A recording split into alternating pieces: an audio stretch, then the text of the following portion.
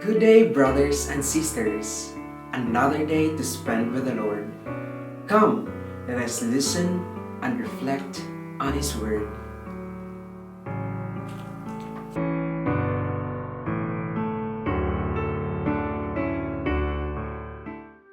Our reading from the Holy Gospel according to Saint Matthew.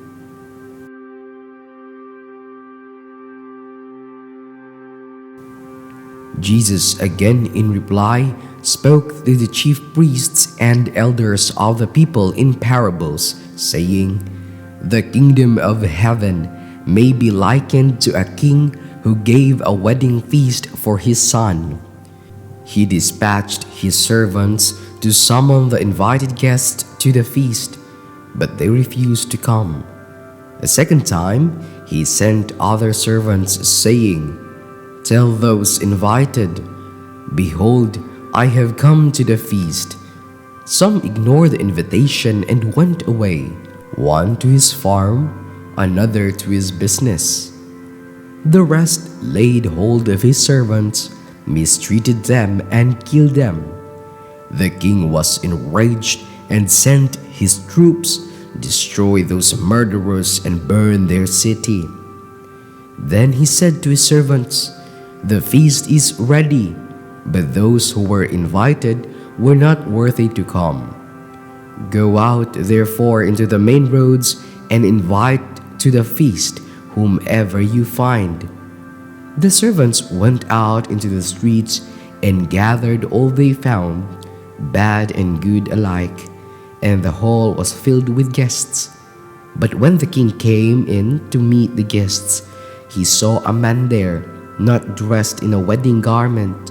He said to him, 'My friend, how is it that you came in here without a wedding garment?' But he was reduced to silence.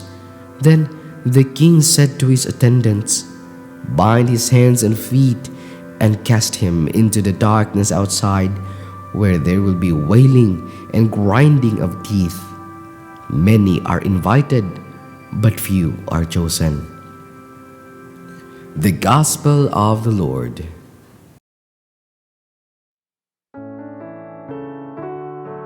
Come to the feast. The parable of the wedding feast is the third parable addressed by Jesus to the Jewish religious leaders, the chief priests and the elders in the Jerusalem temple. The parable of the two sons condemns the guardians of Judaism for not hearkening to John the Baptist's call for repentance, while the parable of the tenants condemns them for killing God's messengers. Their third failure is the refusal of God's salvation, symbolized by the wedding banquet offered by Jesus. Enraged, the king sends his troops to burn the city of those who refuse his invitation. Many interpreters see this as Matthew's allusion to the destruction of Jerusalem and the temple by the Romans in AD 70. The parable of the wedding banquet speaks of refusal in connection with the kingdom.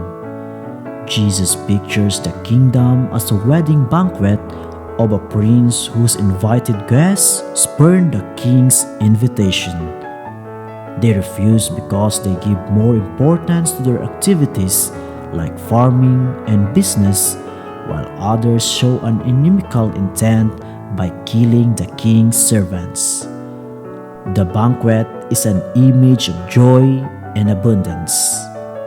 The invitation from a king is such an honor, but the invited guests simply do not care. Jesus uses the imagery of the banquet to emphasize that the joy of the kingdom is not an otherworldly experience or an event that can be experienced only in heaven.